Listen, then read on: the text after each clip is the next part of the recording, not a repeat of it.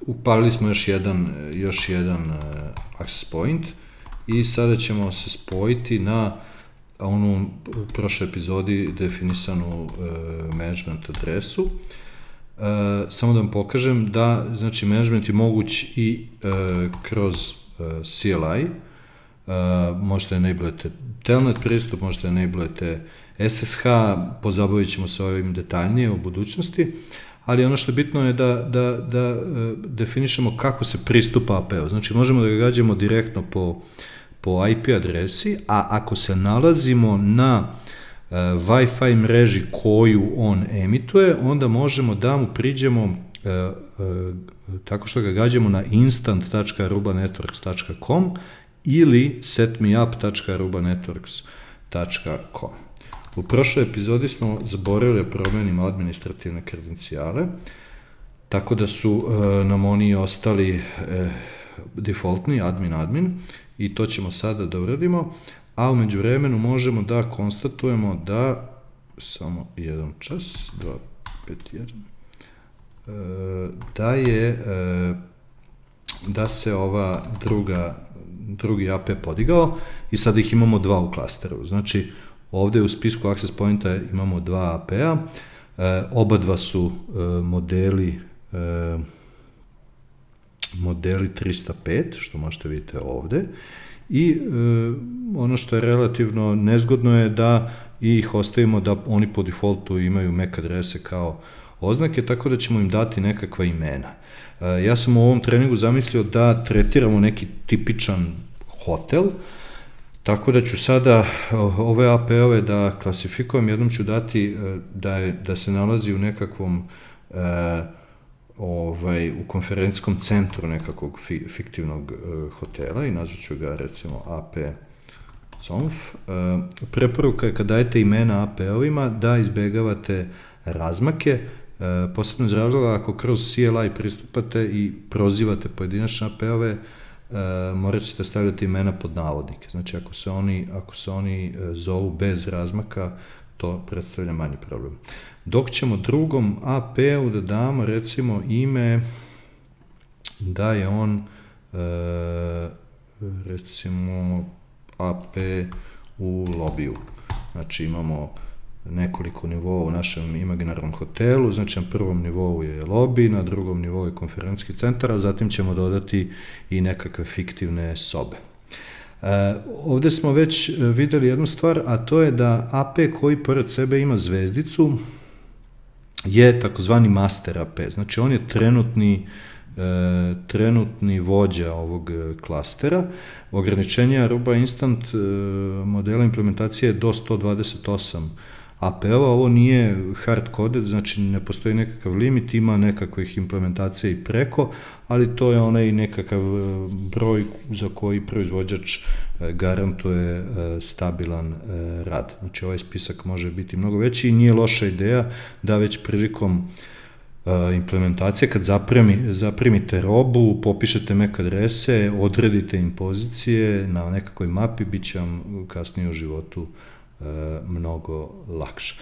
Znači, ono što smo rekli je da ćemo promeniti administrativne naloge i kod Instanta imamo nekakva 3 osnovna nivoa privilegija, to je administrativni nalog koji može da čita i menja sadržaj konfiguracije, imamo view only nalog i imamo nalog za registraciju gostiju.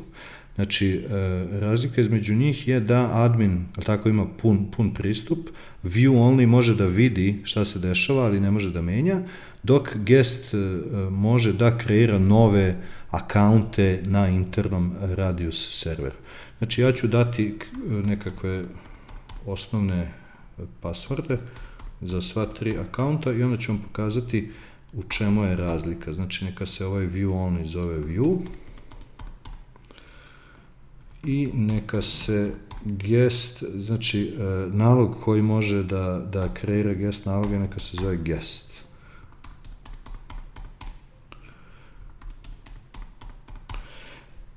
I kažemo ok, i onda da vidimo šta se dešava. Znači, ako otvorimo novi prozor, pošto sam ovde ulogovan, kreirat ću novu inkognito sesiju. Ako se ulogujemo kao view, imat ćemo sve mogućnosti kao i malo pre, s tim da ne možemo da editujemo ni jedno setovanje. Znači da smo admini, ovde bi imali, kada kliknemo na ime AP-a, imali bi edit, a onda isto tako da vidimo šta radi guest nalog.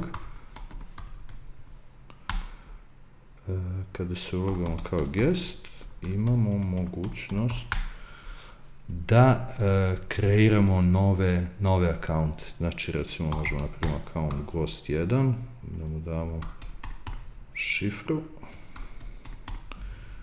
A kako se ovo koristi, vidjet ćemo u nekim od narednih epizoda.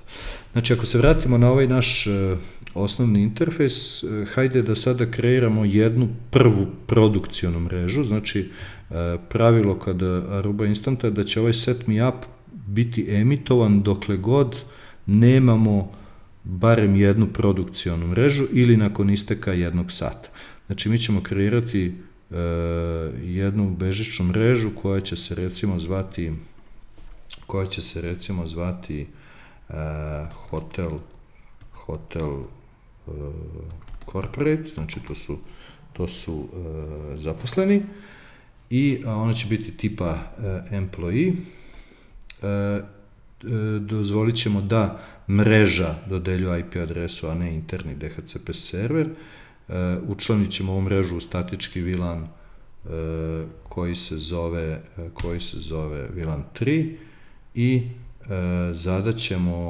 zadat ćemo statičku šifru na ovoj mreži čisto radi testiranja.